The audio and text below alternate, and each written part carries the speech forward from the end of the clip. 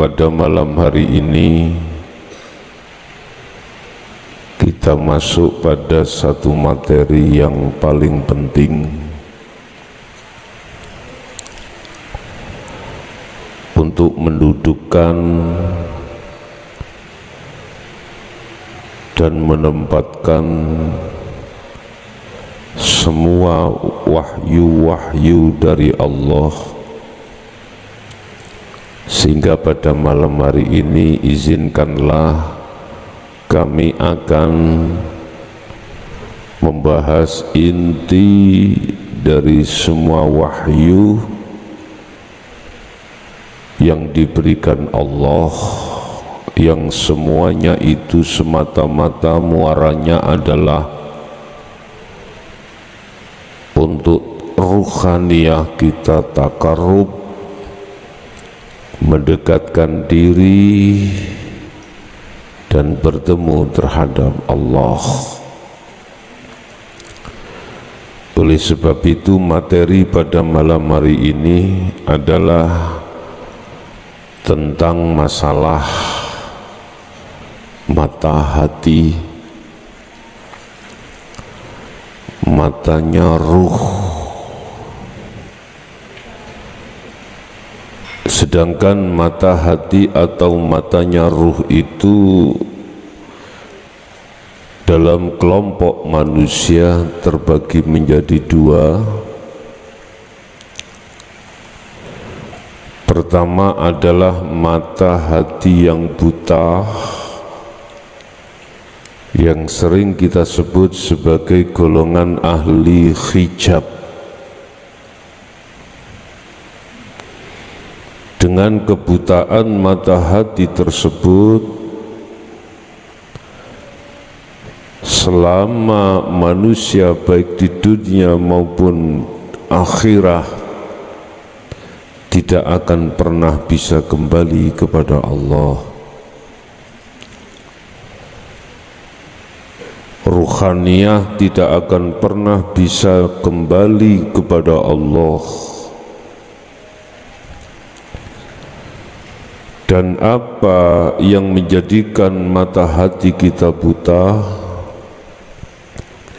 Lawang asalnya tidak buta, sehingga disebut sebagai ahli hijab itu di situ. Satu jawabannya karena mata hati kita telah tertutup oleh al-mukawwanat. Apa al-mukawwanat? Al-aghyar. Bahasa kitab disebut al-aghyar, yaitu sesuatu yang menggiurkan ruhani, sesuatu yang menjanjikan terhadap ruhani akan kebahagiaan, akan ketenangan. Kalau bahasa Quran Allah katakan adalah hubbus syahawah.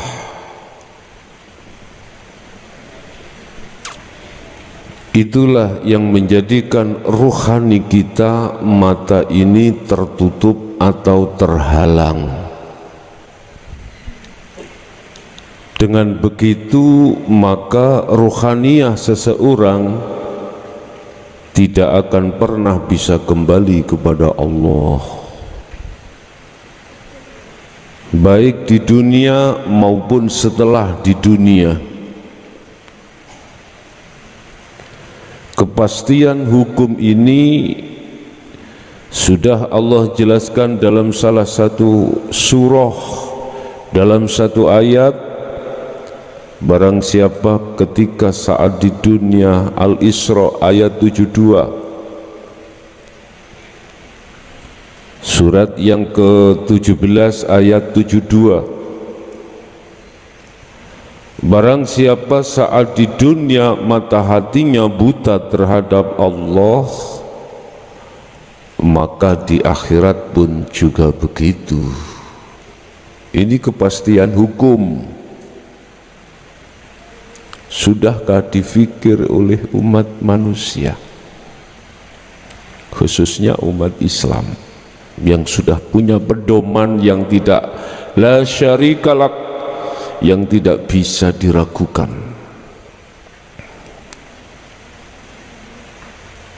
Mengapa kita umat manusia khususnya Islam lalai dengan hal ini? Karena mereka disibukkan ruhaniyah itu bersukaria dengan nafsunya lewat kesenangan dunia.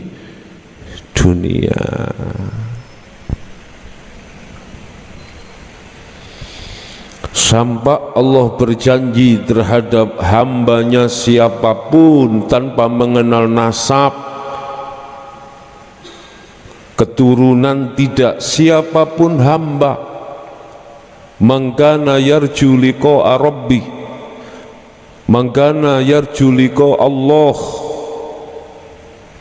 Al-Ankabut ayat 9. Allah sampai berjanji terhadap hambanya, barang siapa yang mempunyai satu keinginan untuk bertemu aku, kata Allah, pasti akan ku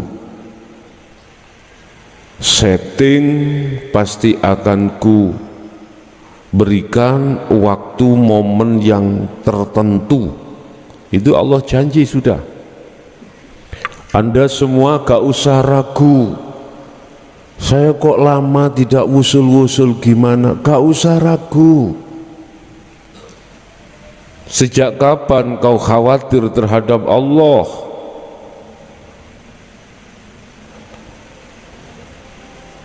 Jangan pernah ragu. Allah sudah janji nih, pasti akan ku skenario waktunya nanti untuk bertemu aku. Al-Ankabut ayat 5.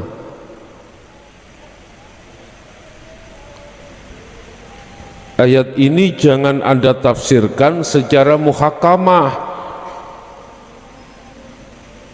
Ayat ini harus sampai terjemahkan dengan ayat mutasyabbihah. Sudut hakikatnya, jangan sudut syariahnya. Bapak Ibu, jujur saya prihatin terhadap umat manusia, khususnya umat Islam. Pedoman sudah dibuka lebar, hujah pun sudah dibekalkan terhadap umat Islam. Tinggal umat Islam itu menerima, menghayati, selanjutnya melakukan. Mengapa tidak mau?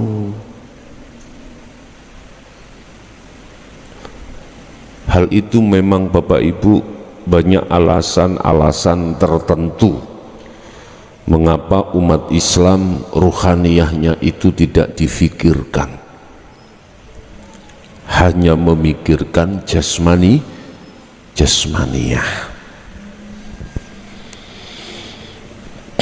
Sampai ada yang berani mengatakan bahwasanya ibadah apapun secara fisik itu adalah bekal akhirat, padahal tanpa dibarengi dengan makrifat Allah. Ada yang berani mengatakan hal seperti itu. Otomatis kita sebagai umat dangkal, sibuk memperhatikan perilaku jasmani, sementara perilaku rohaniah dia lalaikan. Aku tanya sekarang, kalau kau meninggal, jasadmu kemana? Ruhaniyahmu kemana? Mana yang dipanggil Allah? Mana yang dituntut Allah untuk kembali? Mana jasmani atau rohani. Inilah kita sebagai umat manusia, khususnya umat Islam, dangkal akan hal itu, sehingga kita sibuk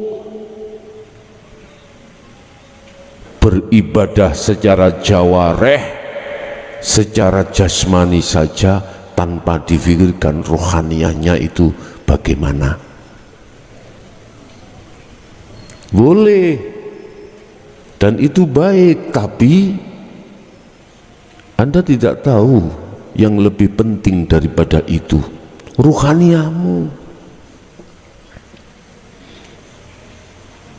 Bapak Ibu, memang kalau sudah menyentuh terhadap rohani, itu tidak membicarakan dunia, tidak membicarakan finansial, tidak membicarakan badokani jasma. Ngerti badokani? Jeglakani gitu, makanannya jasmani enggak.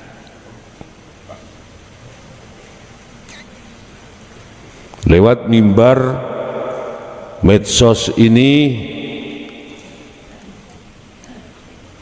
saya tegaskan, lekaslah kau untuk berbenah diri rohaniahmu terhadap Allah sebelum Anda dipanggil oleh Allah dalam bentuk kematian. Kita memang dilalaikan oleh nafsu dalam diri kita tentang kematian, lalai. Padahal siapa yang bisa menjamin kalau besok kita masih ada di dunia? Gak ada yang bisa menjamin.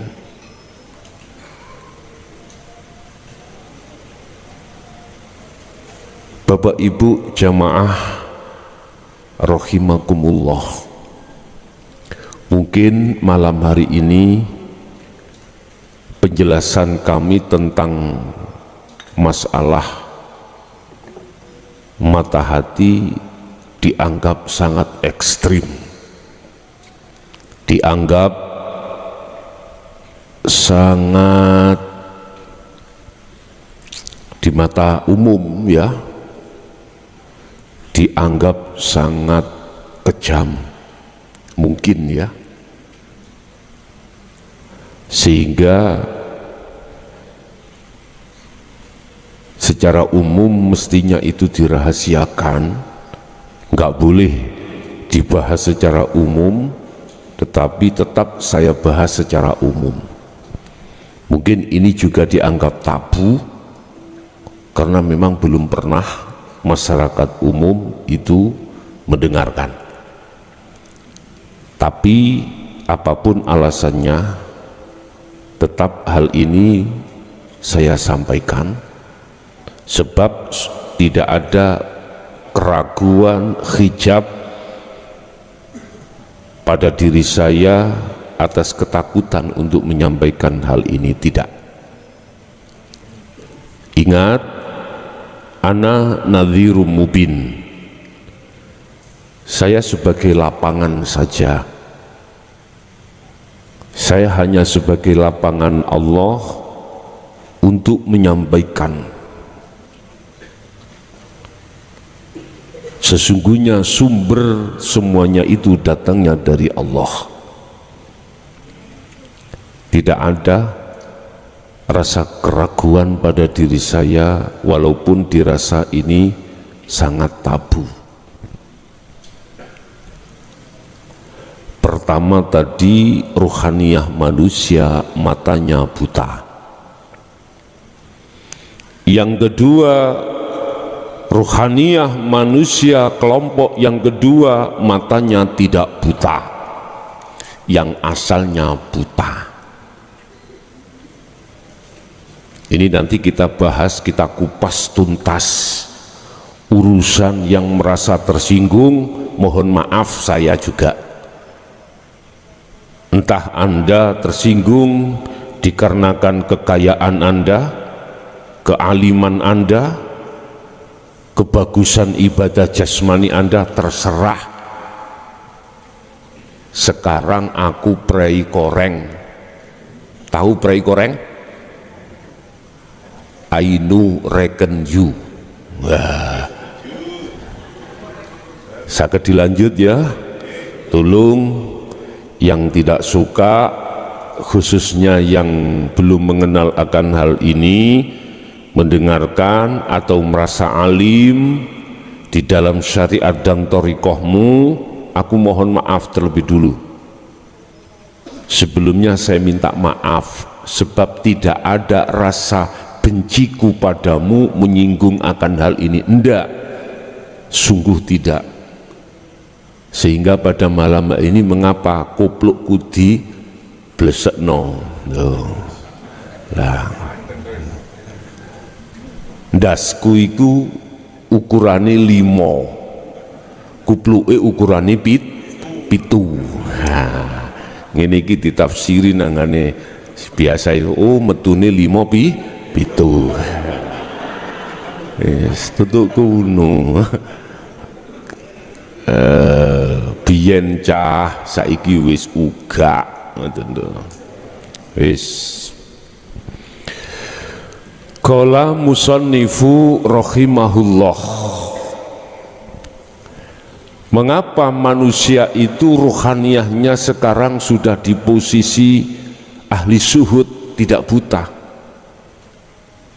Asalnya itu tidak buta, kemudian buta, sebelum kembali kepada Allah tidak buta lagi. Itu golongan manusia yang sudah disebut sebagai Allah kekasih. Asalnya itu umpama kula duwe garwa si A, wis berhubung gak cocok minggat si A. Si A minggat, kemudian pengen bali maneh. Lho iku lho, innalillahi wa inna ilaihi raji'un. Minangka seperti itu. Seperti itulah manusia itu pun. Su'aul basirah. Nah, iki khusus kita bicara tentang hakikat makrifat tauhid la ilaha illa anta wa ana. Ini enggak pernah dikenalkan di tengah masyarakat, enggak pernah. La ilaha illa anta. Dibuka di dalam surah Al-Anbiya ini ya, kalau enggak salah ayatnya berapa saya lupa, menceritakan tentang Nabi Yunus.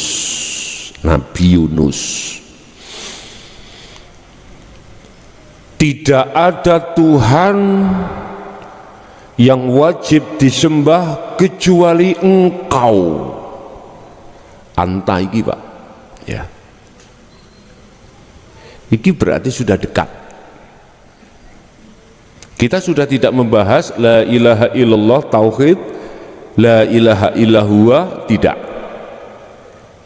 Itu jasmani, untuk mengatur ibadah jasmani atau ibadatul jawareh lewat tauhid la ilaha illallah wa huwa, syariat dan thariqah.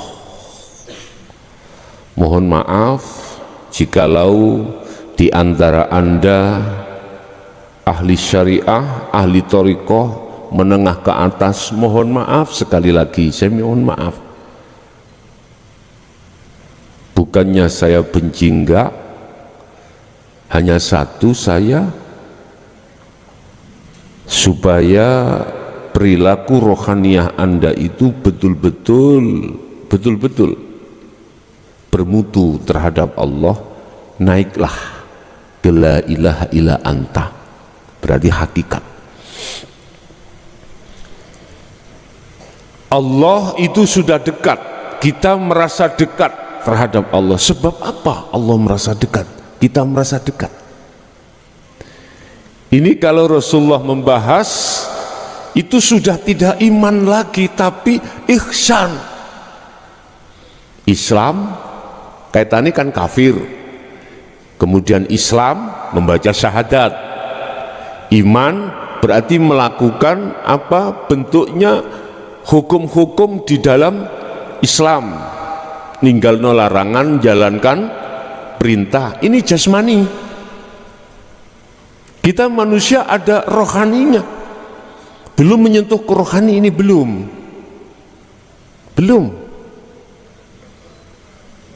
Nah, di sini Bapak Ibu, proses manusia itu jatuhnya ruhaniyah itu diterpuruk ketika saat mulai akil balik sampai umur berapa terserah macam-macam, itu ruhaniyah kita dijauhkan dari Allah, jauh. Laksana Nabi Adam itu dijauhkan dari surga, berarti ke dunia, dikarenakan melanggar aturan memakan buah huldi. Ruhaniyah kita juga makan buah huldi, yaitu hubus syahwah. Udah, kita nggak usah saling menyalahkan. Memang semua proses kita sebagai manusia, sebagai anak putu Adam itu memang seperti itu. Makanya dalam surat Al-Hijr ayat 39 sampai 42, iblis itu berkata, "Ya Allah, ya Tuhanku, oke, saya kau cap sebagai makhluk yang ingkar terhadapmu, saya terima. Tapi tolong izinkanlah saya untuk menjerumuskan Adam dan anak putu Adam. Illa ibadaka, kecuali yang tidak kami bisa jerumuskan ya Tuhanku, innahumul mukhlasin, mereka yang sudah masuk di dalam apa materi pada malam hari ini nanti." Bapak Ibu hadirin jamaah rahimakumullah, memang di dalam surah Al-Isra yang menerangkan tentang la ilaha illa anta secara terang-terangan tidak memunculkan namanya zikir sirul asror, tidak. Tetapi kalau Anda mau sedikit saja menoleh, lihatlah al-haq, kebenaran, yaitu Al-Quranul Qadim. Di situ akan tertuang zikir tanpa lafaz, zikir tanpa ngucap, tanpa asma. Itu dilahirkan dari pendidikan tauhid la ilaha illa anta. Subhanaka inni kuntu minadz zalimin. Jadi di sini Mas, kita sudah merasa bersalah pada Allah, merasa berdolim. Nah, ini munculnya buah dari nafsu lawamah dalam diri kita. Sudah kebaikan ini awal terbentuknya satu taubatan nasuhan itu di sini Pak. Ketika saat seseorang sudah menerima la ilaha illa anta, itulah awal seseorang bisa melaksanakan taubatan nasuhan ini. Kalau belum lungguh di situ, nggak akan disebut taubatan nasuhan, Pak. Itu taubat dari kedzaliman ruhaniyah kita pada Allah,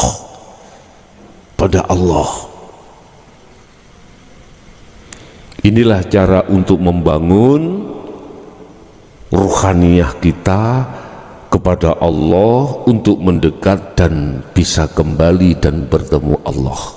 Di sini kuncinya, di sini. Jadi ilmu tauhid yang tidak ada batasnya, muaranya ada di sini. Makanya mungkin bisa kau lihat dalam surah Al-Anbiya yang nantinya yang masuk pada la ilaha illa ana, ini nanti akan tahu apa inti kunci dari semua wahyu ada di situ. Al-Anbiya ayat 25 sering saya sampaikan. Pun pada malam hari ini akan menjawab semua persoalan suluk umat ini, mengapa lama tidak sampai, terus bagaimana caranya lekas sampai, kalau sudah sampai bagaimana terus sampai, bahkan yang terakhir di tingkatan maksum, di tingkatan bako. Ini solusinya ada di sini. Bapak Ibu, di dalam tauhid la ilaha illa anta itu menyimpan namanya pengamalan zikir yang disebut sirrul asror. Itu hanya nama, Pak. Artinya gini, di dalam rahasia, di dalam hatimu itu ada rahasia lagi. Di dalam hidup ada sang yang peran hidup itu, loh gitu. Yang dalam ayat lain Allah katakan laisa kamislihi syai'un, yaitu ya ini loh telur, iki loh telur, ini sirrul asrar, ya ini.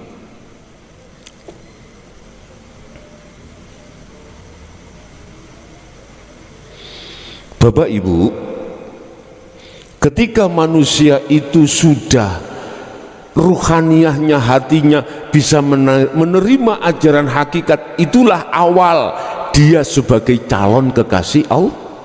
Calon kekasih Allah gak mudah, Pak Bu. Orang mau menerima ini bukan mudah, apalagi kita yang bersyariah, bertorikoh menengah ke atas, apalagi kita sudah tahu isi kandungan kekayaan bumi, kita akan tahu sab langit 7 bisa kita lihat dengan mata hati kita, apalagi susah untuk menerima ini. Dalam bahasa syariat, justru mereka yang susah dan kesulitan untuk tidak mau menerima ajaran hakikat makrifat adalah golongan kita. Pinter maca Quran, bahkan hafid, hafidoh, suarane penak, ya, dia ahli kitab, kitab apapun ahli, apa kitab hadis apal, 5 lemari ku apal, bahasa nahwu mulai dasar sampai pucuk apal, jurumiyah apal, amriti apal, alfiyah apal, jawahirul maknun dol. Wis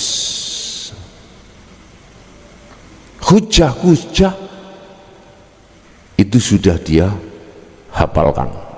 Ijma' qiyas kitab apapun hafal. Lebih-lebih mereka yang seperti ini susah ruhaniyahnya itu untuk bisa menerima. Karena apa? Tahu? Kembali kepada keterangan kapan itu tentang masalah pelepasan sifat basaria. Gak mudah, Pak. Paling abot mereka itu, beliau-beliau itu, untuk melepaskan sifat keakuannya hamba yang alim, yang kaya, yang mulia, susah. Loh, enggak susah. Susah. Wangel, susah itu namanya angel. Sulit, ya.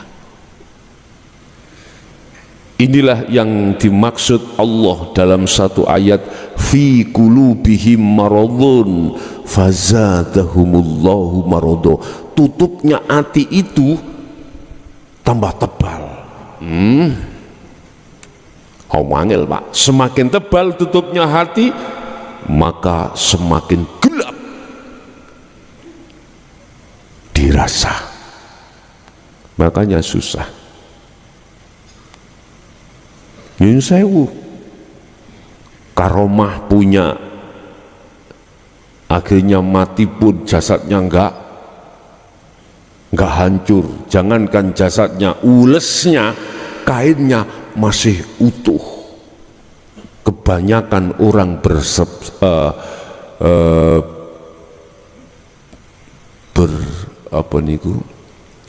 berspekulasi, berpendapat ini wali Allah.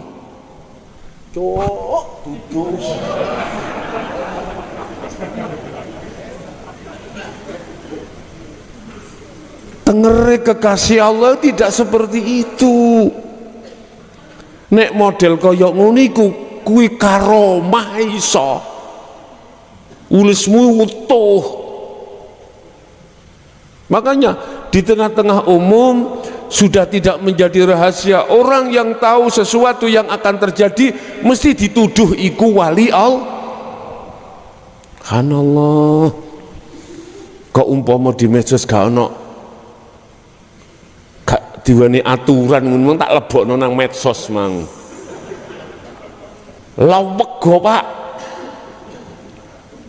Merawongkol ditokno langsung mak baraul ngono. Artine wis kenemenan lah Pak Bu, saya ngomong seperti itu kenemenan. Apa sih kenemenan ya? Napa bahasa Indonesia ini kenemenan? Terlalu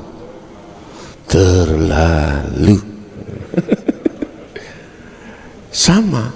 Allah akan menghancurkan pada satu kaum kalau kaumnya itu sudah terlalu.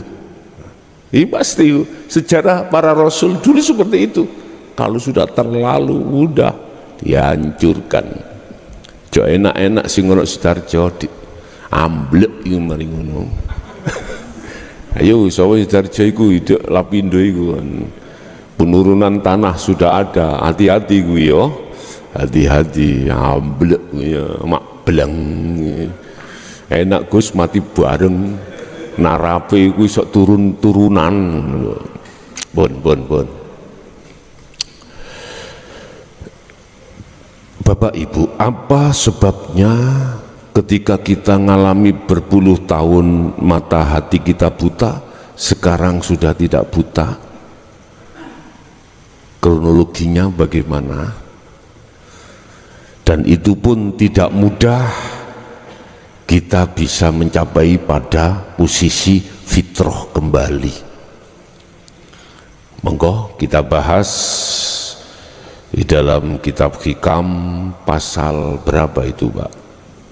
445 tentang basiroh atau mata hati.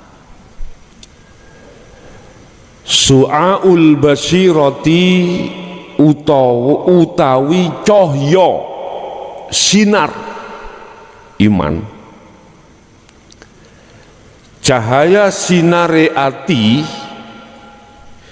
iku yushiduka, bisa meruhake, bisa memperlihatkan terhadapmu ka ing sira kurbahu ing idee Allah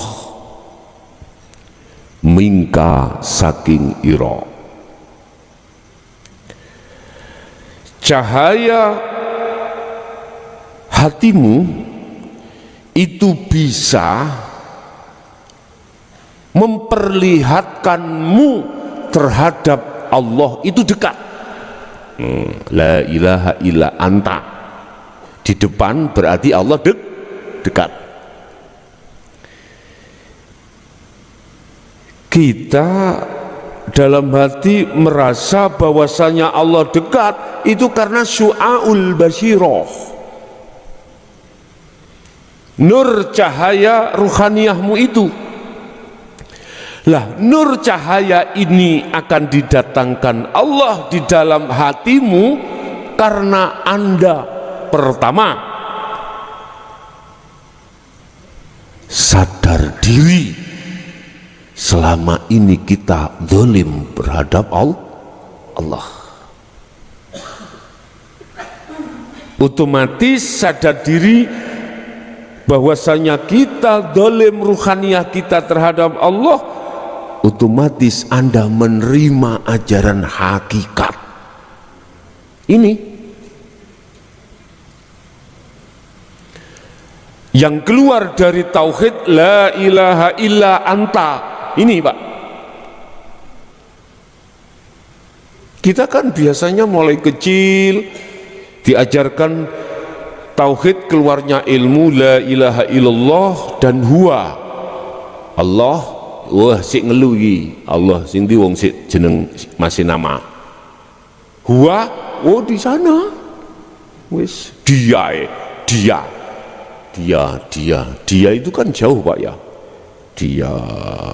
Makanya kita sering mengatakan apa jari katanya yang mengecat Lombok ini tangannya mesti duding ke atas, gak mungkin duding ke bawah, gak mungkin, karena Allah kita anggap jauh, Dengan cahaya basirahmu itu maka ruhaniyahmu itu akan merasa Allah amat dekat. Inilah yang dimaksud Rasulullah, anta'budallaha ka'annaka tarah. Iman yang ihsan di muraqabah, iman yang sudah ihsan di muraqabah, bukan di musyahadah, belum, di muraqabah sudah menganggap di dalam hatimu ada rasa, ada iman kalau Allah itu dekat. Karena apa? Didonongno,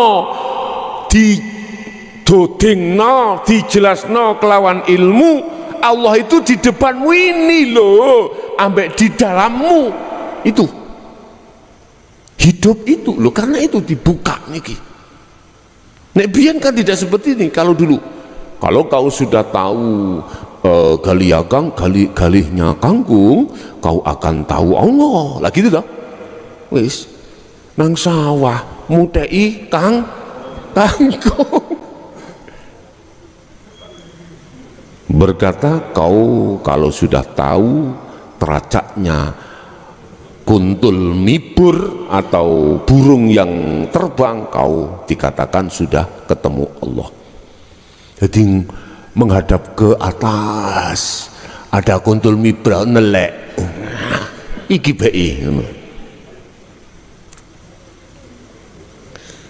Saya teringat, Pak, ketika saat orang tua saya itu mengatakan tentang susuani angin. Menurut saya sih nggak salah, tapi beliau mengatakan itu salah.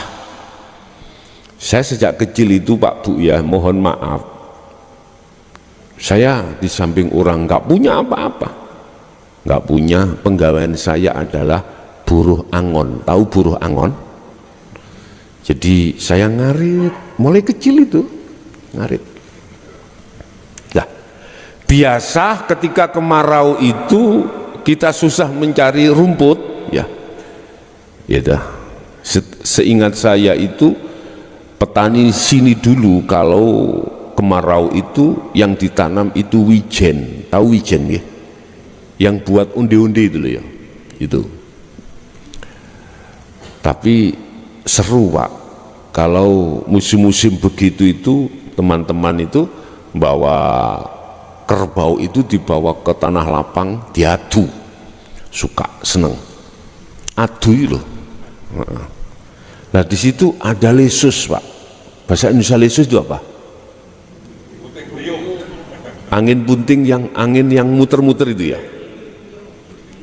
Orang tua mengatakan kau kalau sudah ketemu susuani angin, itulah Allah. Menurut saya itu benar. Susuani angin adalah pusaran itu, tak omong. Jadi saya sempat diketak dasku. Saya sudah tahu Allah wujudnya mana, katanya susuani angin itu lesus, diketak. Oh bukan. Oh. Bapak Ibu, begitulah orang tua dulu itu merahasiakan hal itu semata-mata untuk mendidik kita, supaya kita mau untuk beriadoh, kita supaya lekas terus memperhatikan tentang zikirnya. Begitu kalau sudah aku resapi seperti itu. Tapi udah, yang lalu biarlah berlalu. Sekarang sudah digelar ngilmunya untuk Anda supaya muncul keyakinan dalam hatimu bahwasanya hidup itu Allah. Manakala hatimu sudah bisa menerima, yakin kalau hidup baik di dalam maupun di luar dirimu itu Allah, itulah namanya hatimu sudah su'aul basyirohnya sudah menyala. Sebagian ulama mengatakan berangkatnya di hati itu karena akal, iman itu. Mengapa mengatakan iman? Lewat ilmu, logika diterima. Tapi mohon maaf, kalau tidak tembus di dalam hatimu, tidak akan pernah muncul su'aul basirohnya, enggak pernah. Sehingga apa pada malam hari ini tolong untuk diterima dengan hatimu lewat iman, jangan di akal, ya. Sinarnya hatimu itu dikatakan muncul yang disebut su'aul basiroh, iman. Iman yang mengimani bahwasanya hidup baik di dalam maupun di luar dirimu itu adalah Allah wujudnya. Dah, iki digegem.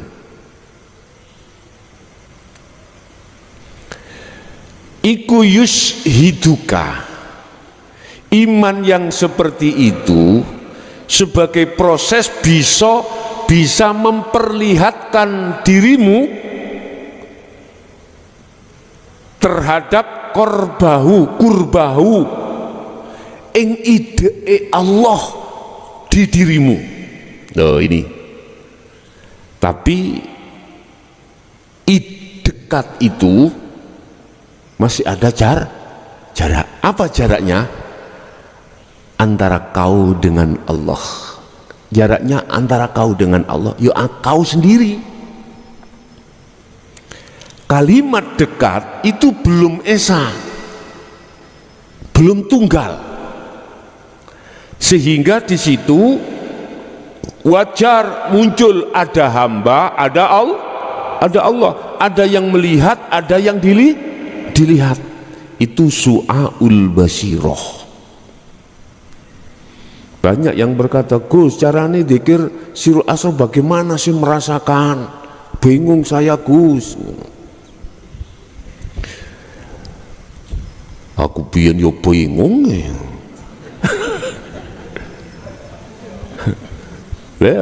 Makanya tadi hanya kali ini saya berstatus untuk jamaah tidak bisa sampai ke pondok, bisa diikuti lewat di rumah, di YouTube live langsung, karena ini sangat amatlah penting bagi Anda. Okay. Nice. Kalau itu sudah Anda terima ajaran hakikat itu, ilmunya itu akan memberikan petunjuk terhadap kita bahwasanya hidup inilah wujudnya Allah di depanmu dan di luarmu. Hujahnya mana? Dasarnya mana? Dalilnya mana? Kemalan Pak orang yang tanya dalil, ya tak? Buka di dalam surat Al-Hadid ayat 3. Sudah dikatakan bahwasanya dia hidup, bahasanya huwa. Huwa itu maknanya adalah hidup. Boleh diartikan huwa itu Allah. Awwal wal akhir. Dia di awal juga di akhir, artinya awal segala persoalan sikon apapun, masalah apapun, dan akhir itu hanya Allah yang berperan. Hidup itu wadzahiru wal batin, termasuk di dalam dan di luar dirimu, di dalam dan di luar dirimu, semuanya. Ini masih muncul nama loh Pak, nama awal, nama akhir, nama zahir, nama batin. Kalau melihat ini seakan-akan Allah butuh tempat, padahal Allah gak butuh tempat. Oleh karena ini pembahasan kita proses, maka seakan-akan Allah itu butuh tempat. Padahal Allah tidak bertempat. Mengapa tidak bertempat? Karena selain Allah sudah tidak ada. Mana tempat? Gak ada. Dohir gak ada, batin gak ada nantinya. Kalau sudah sampai hakul basiroh. Ini kita masih bahas su'aul basiroh.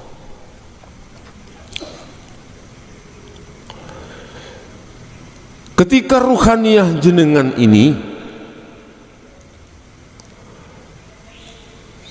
menjadikan su'aul basirah sebagai modal awal untuk bertemu Allah, apa langkah selanjutnya yang dilakukan? Si salik itu harus berzikir ngencepno iman iku mau. Kan gak diucap Pak ini, gak diucap, dirasa. Urusan fisik Anda beraktivitas apapun, saya tidak berbicara tentang apik syariate enggak syariate enggak. Aktivitas jasmani apapun Anda, ya, sibukkanlah ruhaniyahmu itu ngencepno su'aul basiroh. Udah. Semakin kau terus menerus menancapkan su'aul basiroh, maka semakin kuat imanmu itu. Sebab di dalam su'aul basiroh fungsinya ganda. Pertama, membunuh, menghilangkan iman ruhaniyahmu yang asalnya terhadap selain Allah, ini dihanguskan supaya hanya imanmu itu hanya pada Allah, hidup itu yang segala-galanya. Tadinya kita beriman bahwasannya yang ngaji itu adalah Mr. Bell. Kenal Mr. Bell? Klakson itu lah Bell toh Pak? Ya Mr. Bell. Kita tadi mempunyai iman bahwasanya Mr. Bell yang ngaji. Kok andai kata aku gak ngaji nang Mr. Bell, saya tidak kenal dzikir sirul asror. Mr. Bell, matur suwun ya Mr. Bell. Iku proses ya. Seakan-akan Anda menuduh, meyakini di dalam hatimu yang namanya petunjuk, bukanya hati seakan-akan sumbernya dari makhluk Mr. Bell. Karena apa Anda seperti itu? Pakai logika. Andai kata Mr. Bell gak datang, gak mungkin aku itu bisa memahami tentang sirul asrar. Nah gitu toh. Cuk, akalmu itu dekeken akalmu iku letakkan. Ya ini gara-gara iki sing bundel ini ngatimu, akhirnya ora tekan-tekan Gusti Allah.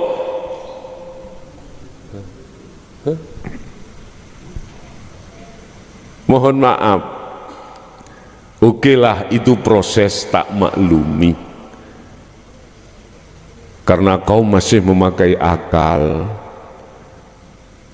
Jikalau kau masih tetap memakai akal sampai kapanpun, pujaanmu iku nang aku makhluk. Sumpah itu. Pujaanmu terhadap yang kau yakini dia yang memberikan. Gurune gendeng, santrine gendeng kuadrat tambahan. Gurune gila penghormatan, santrine yang ngono, gak wani metu teko kono, kula balak-balik disebdo.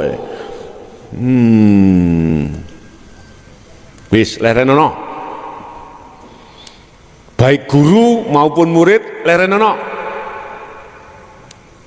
Saya berani mengatakan ini karena Rasulullah sendiri bicara. Rasulullah sendiri bicara, itu tingkatannya Rasul Muhammad. Wong anda itu alah seuyuwe, kita itu seuyuwe, paribasane ngoten lho Pak nggih. Umpama seperti itu. Apa yang dikatakan Rasulullah?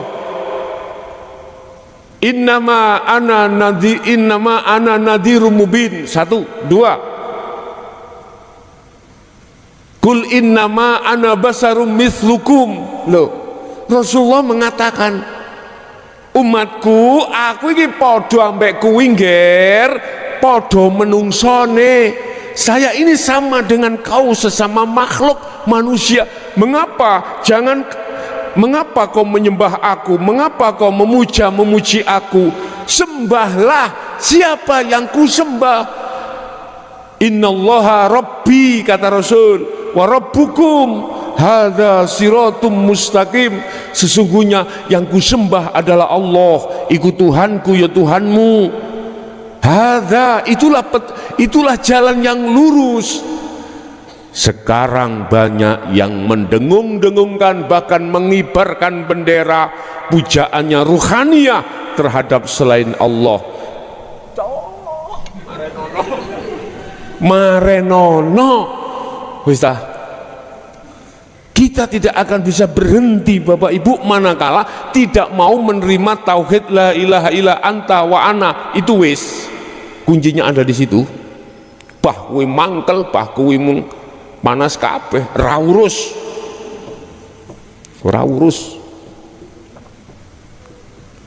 Metu rekaman iku manggung. Enggak. Hah? Ya wis ngono. Sing medongkol Pak cek beluwong ngoten lho Pak. Udun iki kat biyen niku tak empet ae udun iki. Tapi yo tak rasa masalah, kemeng kabeh aku yoan. Ya, kemeng banget. Itu Rasulullah mengajarkan pendidikan yang bertauhid, yang lurus, itu di situ. Wahai saudaraku yang masih ingin dipuja oleh umat disebabkan karena ilmumu, karena karomahmu, karena kesaktiamu, karena hartamu, karena kealimamu, karena keibadahamu. Dulur, detik iki aku ngomong terakhir ya, lerenono, berhentilah untuk tidak ingin dipuja masyarakat. Estu kita boleh teringat makalah Syekh Ibnu Athaillah terkait pujaan masyarakat. Bapak Ibu gak tahu aku gak ingin ya, lagi iki tak gawe, ngerti?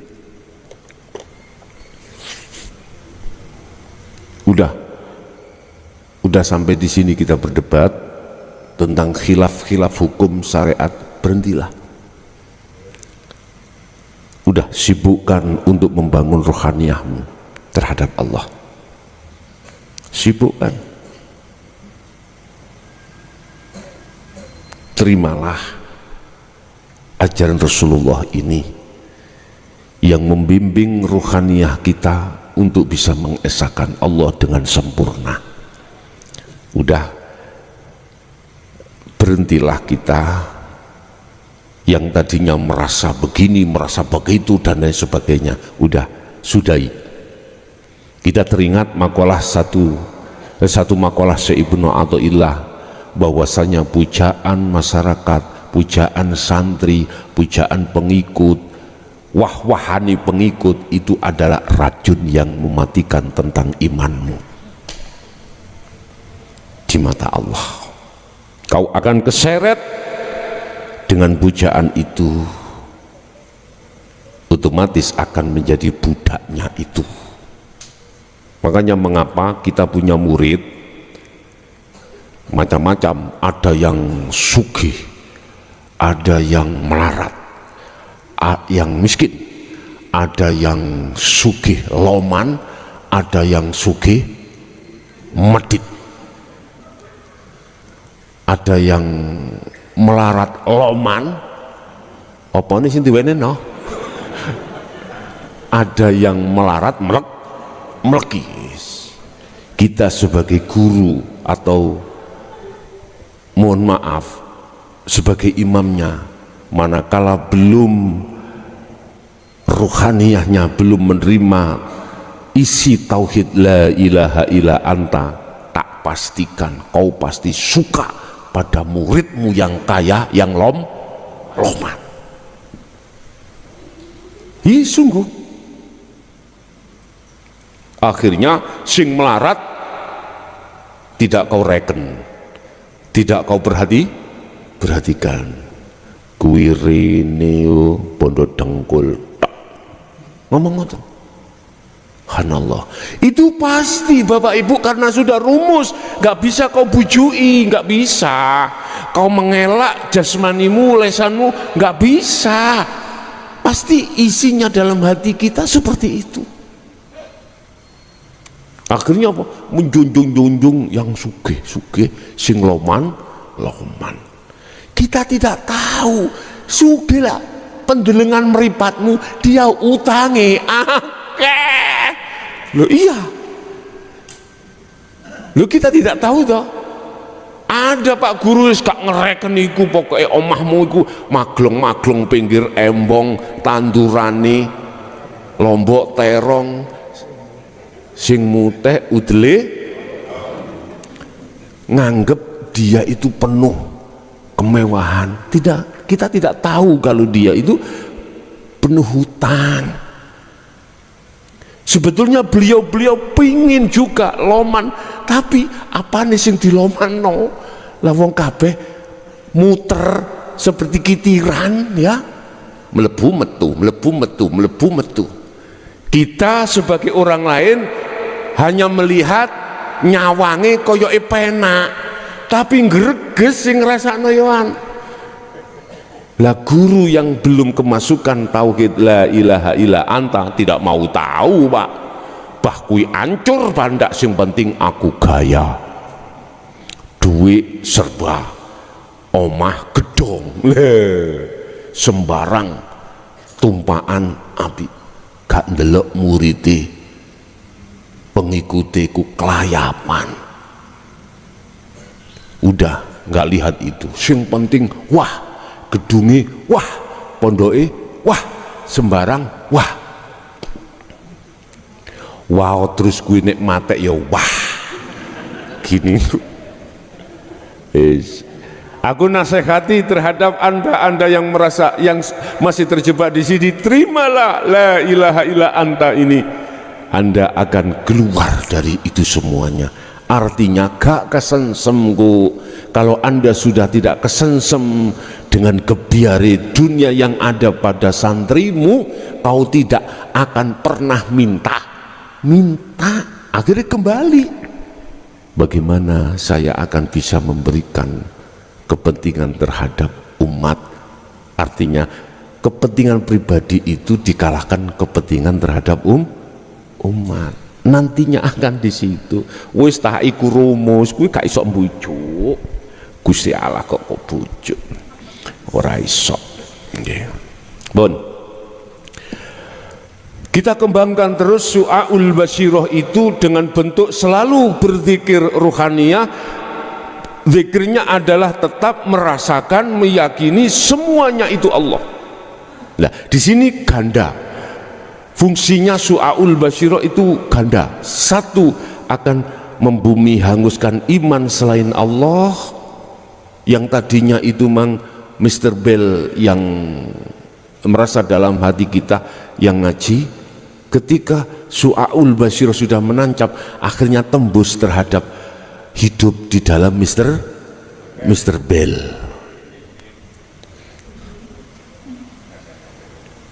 Asli nih Mr. Bell ngomong cocote iku padha yang tin iku mang lho ya. Hinjero ana sing ngebel. Hinjero lho ana sing ngebel. Bukan suarane mobil iku saya, katakanlah lapangan. Iku suarane supire sing ngebel mang. Adi wujud tin itu akhirnya Nyopo sampean?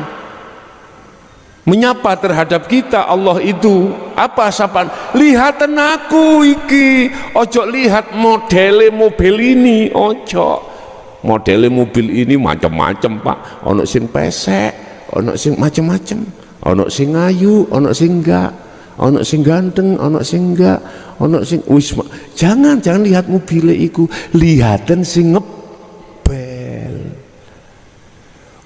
Sampean kok ngasih sing ngebel ngono. Wis ta, aku kepingin roh garwamu ning omah yo katanya pitu wayu-wayu kabeh, musuh situk niki supire gak ono bandingane, mesti kok tinggal pitu iku, mesti kok tinggal 7 itu. Artinya Bapak, kalau ruhaniyahmu itu sudah tertanam su'aul basiro terus menerus sampai Anda itu bertemu hidup di situ, mohon maaf, ruhaniyahmu itu tidak akan gampang kepincut terhadap selain Allah. Di situ. Nek jasmani tetap, tapi ruhani nggak iso. Kalau sudah syu'aul basyiroh yang pertama di dzikir sirul asrar yang disebut syu'aul basyiroh,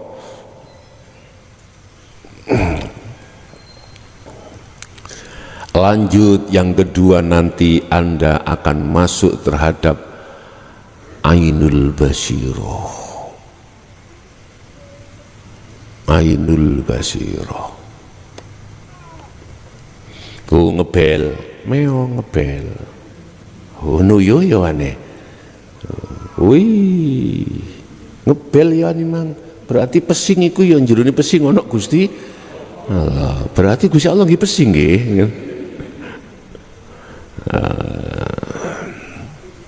Coba kalau kita melihat kucingnya, saduklah kita.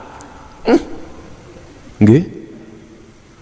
Bojo kakean cocot, dikasih uang 10.000, 20.000, bahkan 100.000, sik panggah, sik pancet ngomong kurang, sepak. Tapi sabarnya kalau melihat Allahnya nggak mungkin nyepak, dilus-lus. Yang kok pengiaya arek turu dhisik. Bon. Apa ainul basyirah wa ainul basyirati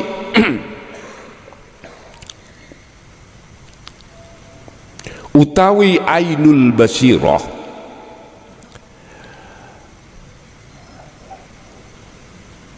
iku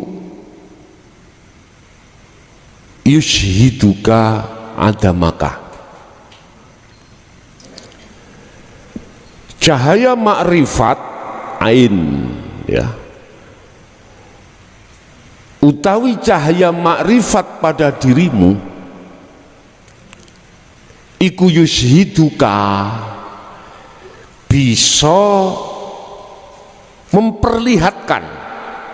memperlihatkanmu ada maka ing ora anane awakmu, tidak ada dirimu sudah tidak ada, liwujudihi krono arai sebab wujude Allah. Mata hati itu sendiri dapat memperlihatkan kepadamu atas ketiadaanmu karena wujudnya Allah, liwujudihi krono arai wujudi Allah. Gini ini maksudnya, dengan su'aul basyirah terus kau lakukan yang tidak mengenal waktu setiap napas. Di situ nanti ada momen waktu tertentu yang dijanjikan Allah tadi loh, dalam surah Al-Ankabut ayat 5. Mangkana yarju liqa Allah, barang siapa yang mempunyai keinginan untuk bertemu Allah dan melakukan zikir ini, maka Allah akan menempatkan waktu, pasti terjadi pertemuan itu. Kapan itu? Kalau muncul, kalau ruhaniyahmu sudah ditarik ke ainul basiroh. Apa ainul basiroh? Bertemu dengan cahaya makrifat itu yang didatangkan Allah di dalam hatimu. Oleh karena kau terus berzikir, maka disitulah akan memperlihatkan bahwasanya dirimu roh makhluk itu tiada. Pada hakikatnya tidak ada. Berarti keakuanku yang tadi alim lepas, sudah tidak ada. Keakuanku tadi yang memberikan tausiah adalah Mr. Bell, sudah tidak ada. Karena apa? Nyatanya Allah hidup itu. Terus ditanya, siapa sing ngaji? Allah. Itulah hakul basirah. Bisa. Itu dalam dirimu. Tapi bukan berarti ini berlaku pada orang lain yang belum sampai di situ. Nggak bisa, Bapak Ibu. Orang yang buta tidak akan pernah mengatakan itu Allah datangnya. Datangnya semua apa? Petunjuk itu datangnya dari Allah. Tidak. Dia pasti akan mengatakan datangnya itu dari Mr. Bell. Mesisan brol Pak guys. Ya. Ya Allah. Kemeng rasanya hatiku nek gak ditokno iku kemeng. Itu laksana udun. Bahasa Indonesia ini penyakit udun apa Pak? Bisul lah. Itu kalau nggak keluar rasanya adalah kemeng kabeh. Cenut-cenut semuanya. Tapi ya sakit nek dibina ya. Sakit. Terasa sakit kau rasa. Is gak apa-apa. Biarlah itu sakit dirasa. Tetap itu harus dilakukan. Terus detik-detik nyatane wujude Allah urip itu dalam pandangan mata hati jenengan, itu setelah hijab keakuan kita makhluk roh itu dihilangkan Allah. Itu akan hilang, sebabnya persoalannya tetap jenengan itu berzikir di su'aul basyiroh tiap napas ini. Akhirnya dilepas Allah. Jadi wujud ganda su'aul basyiroh yang pertama menghilangkan hijab selain Allah tadi, akhirnya yang kedua nyatane Allah iku. Ini tertuang di dalam surah. Nek takok ahli kitab, mana dalilnya itu? Matane kok buka nok nggone surat Al-Baqarah ayat 256.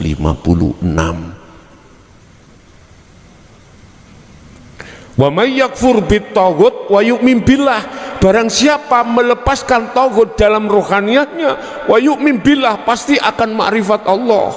Ini lah taghut yang ku maksud bisa menjadi berbentuk aku merasa alim tadi loh, aku merasa sugih, aku merasa bisa, aku merasa merawantak nang timur tengah kono.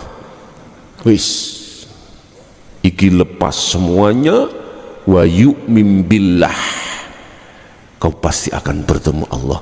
Cara iman yang menyirikkan, mensyirikkan terhadap Allah itu hilang, baru imannya hanya Allah. Hati melihat burung mabur Allah, hati ya melihat apapun tembus langsung Allah.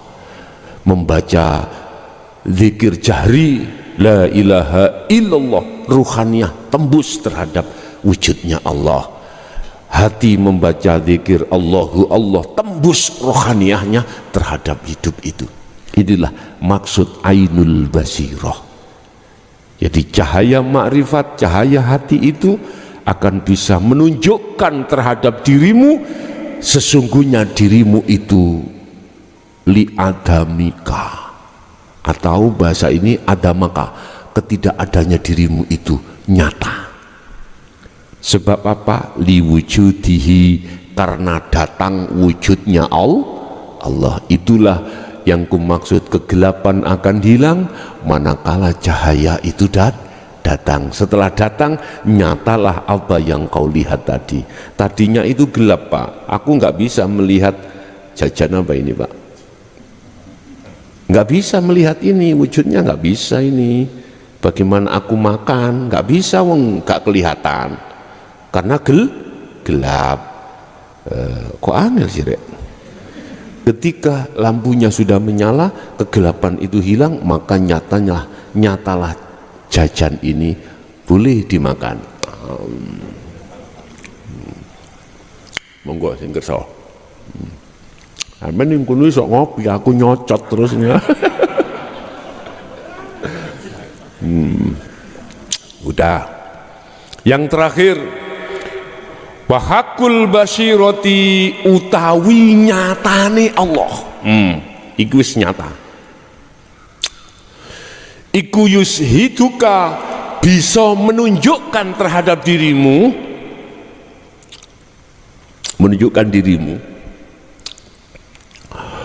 wujudahu ing wujude Allah, la ada maka ora anani ira manungsa, wala wujudaka lan ora wujud ira. Artinya apa? Ketika saat sudah sampai ke ainul basyirah, secara otomatis hakul basyirah itu menyertai jenengan. Nyatanya Allah,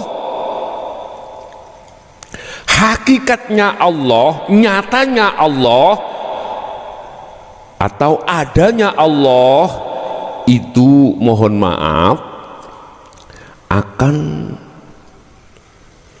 memberikan kekuatan penuh terhadap imanmu yang tidak bisa diubah atas wujudnya Allah itu. La wujudaka, la adamaka. Jadi wujud Anda, ketidakadaan Anda itu nyata. Jadi sudah wajar Syekh Al-Halat mengatakan aku iki Allah, wajar sudah. Karena selain Allah dalam diri Al-Halat, termasuk Al-Halatnya atau makhluk lainnya itu ing monggo Al-Halat itu sudah tidak ada. Bisa. Makanya kemarin-kemarin itu saya katakan su'aul basiro itu rasa, ainul basiro itu kau sudah bertemu, hakul basiro itu sudah imanmu menyatakan hanya Allah yang ada. Kalau sudah sampai di situ, otomatis Allah akan meletakkan statusmu, inna akramakum indallahi atqakum. Akhirnya muncullah pendidikan tauhid, itulah yang disebut la ilaha illa ana. Munculi dzikir, fana'u dzikri. Jelas. Untuk sampai ke la ilaha illa ana, prosesnya dari la ilaha illa anta. Ini Bapak Ibu, proses kronologi rohaniyah, membangun rohaniyah lewat cahaya yang harus ditaruh di dalam hati panjenengan kali kula.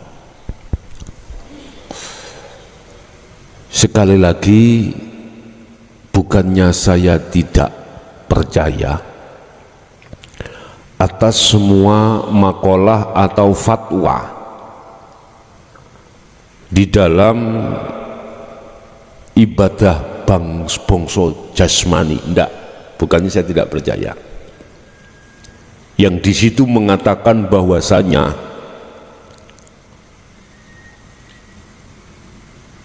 Rasulullah itu tidak pernah mengajarkan hakikat dan makrifat. Cuman saja saya tidak sefaham, itu aja. Mengapa saya katakan seperti ini?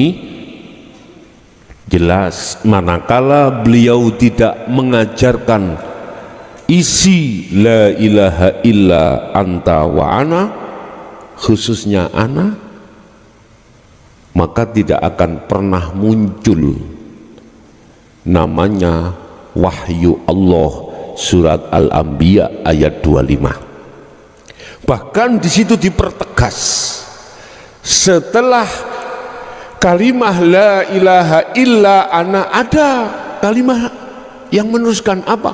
Fa'budun. Ini Pak, fa'budun. Apa fa'budun? Kata perintah. Kata perintah. Andai kata diberikan kepada Rasul kata perintah, itu adalah Rasulullah diperintahkan untuk mengajarkan umat supaya masuk di tauhid la ilaha illa ana, tauhidnya supaya bisa mengesahkan Allah di situ. Satu. Yang kedua, apabila dikembalikan kepada kita sebagai umatnya, maka kita diperintahkan untuk mengesahkan Allah. Tadi Rasulullah diperintahkan untuk mengajarkan, kita sebagai umat diperintahkan untuk mengamalkan supaya bisa menyembah hanya pada Sang Yang Tunggal, Sang Yang Esa, Sang Yang Dumadi, atau Sang Yang segala-galanya, Sang Yang Maha Kuasa. Itu Sang Yang Tunggal, supaya sampai di situ. Makanya ada bahasa fa'budun, ini ya, fa'budun. Ini kata perintah. Artinya wajib kita sebagai umat untuk menyembah benar-benar sampai pada ana. Sampai ditegaskan, kalau nggak salah, mohon koreksi, apakah ini termasuk hadis qudsi atau makalah, mohon dikoreksi. Ini, janganlah kau sembah namaku Allah, janganlah kau sembah sifatku hidup, disebut zat, tapi sembahlah aku ndi iki ana, tidak ada Tuhan kecuali aku.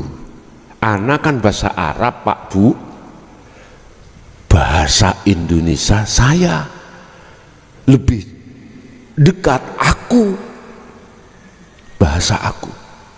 Loh, kalau sudah ke aku ya, itu detiknya ya Pak ya, kita di posisi Ainul Basyirah, aku. Berarti anta kemana? Tidak ada Pak ya. Kita bicara anta Allah, mesti ono ana saya hamba. Berarti masih ada dua. Itu duduknya di Syu'arul Basyirah, masih ada dua. Berhubung ini sudah terus kita lakukan dzikirnya itu, maka sesuai dengan janji Allah di dalam surat Al-Ankabut ayat 5 tadi, Ainul Basyirah, Anda sudah sampai pada Allah di musyahadah. Ketika saat di situ, hancurlah Anda, merasa diri Anda dalam hatimu itu sudah tidak ada, tinggal aku Allah. Itulah yang disebut makrifat. Jelas Pak Fungi? Jadi makrifat itu tidak ada dua. Jadi aku yo kau, kau yo aku. Di situ sudah tidak ada awal akhir, zahir batin, yang ada aku. Aku iki sopo? Aku iki Allah. Nek takok aku iki sopo, niku sik bingung. Dijawab aku iki Allah. Kalau sudah jawab di sini, posisi ruhaniyah sampai sudah dimusyahadah, wis makrifat Allah. Kalau kita masih aku iki sopo, berarti wong bingung. Awake dhewe kok gak eruh. Yes, memang kabeh prosesnya kita bingung dulu, Pak. Ya, nggak apa-apa. Cuman teruskan itu biar kita sampailah pada yang dimaksud Rasulullah, illa ana. Bapak Ibu hadirin jamaah rahimakumullah, itulah tentang masalah tauhid la ilaha illa anta sebagai inti untuk menuju la ilaha illa ana. Zikirnya sudah kami kupas untuk membangun rohaniyah Anda bisa sampai kembali kepada Allah. Urusan Anda yang belum bisa menerima, saya juga mohon maaf karena saya hanya sebatas menyampaikan aja urusannya itu apa kata Allah itu.